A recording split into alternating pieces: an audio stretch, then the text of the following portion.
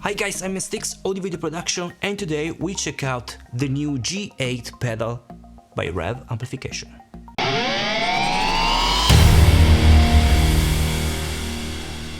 So this video is not sponsored by Revv, they simply sent me for free the pedal to check out, and of course all the opinions are mine, but let me anticipate you that this pedal is amazing. I cannot say that this does not sound well, this does not produce any sound, but this works very well, and for sure this will be the first choice if you play high gain amplifiers.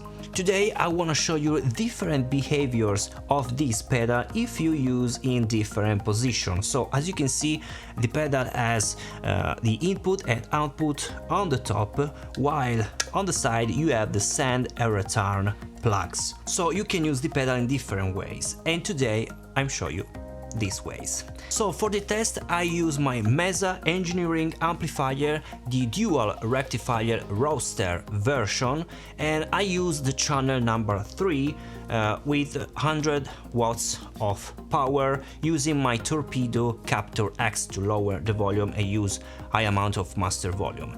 Of course I'm using a high quality impulse response sent into my Presonus 192 audio interface. The impulse response you can also download, you have the link in the description, impulse response from David Laboga cabinet. And to get more, let me say, chug and tight tones, I use this overdrive. This is the drive over by Zone Pedals. The Zone Pedals is a company in Trentino, which is in Italy. You can also check this overdrive, which is amazing, I think. So let's start the test listening the behavior of the Revv G8 before the overdrive, so like this, or after the overdrive. This test is called two cable, because from the guitar you go to the input of the pedal and from the output you go to the amplifier, depending the position of the overdrive. Of course you will not use the send and return plug in this test. Let's listen.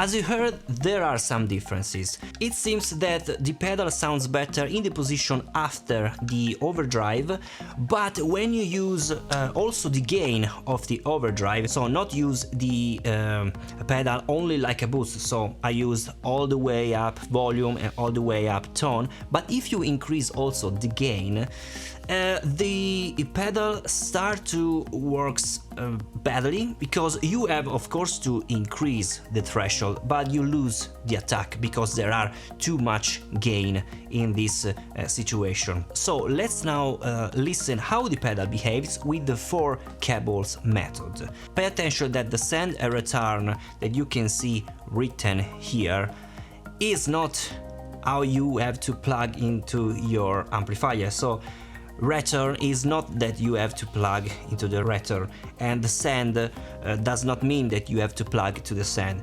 There is a different kind of routing that you have to read on the manual. So on the input you have to plug the input, so your guitar. On the output you have to go to the return of your amplifier. From the send you have to go to the amplifier, so on the input of the amplifier, and from the return you have to go to the send of your amplifier. So it's a little bit tricky, but you have to read the manual and you will understand for sure. So let's listen the behavior of these 4 cable methods.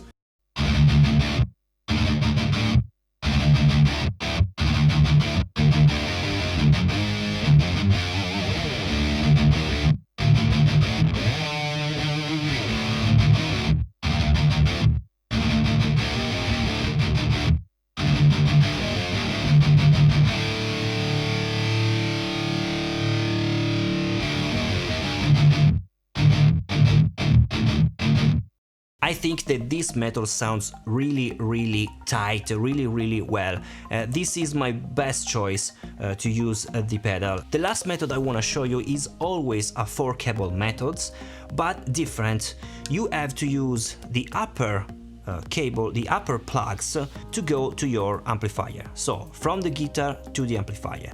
And the send and return, you have to use this to lower the noise of your pedals. So if you have pedals like the overdrive that are really noisy, if you raise the gain, of course you will plug the pedal in this loop, so from the send and return. Basically you use the pedal like your send and return looping, and you place the pedal here, while here you place your guitar and amplifier. Let's listen how this method behaves.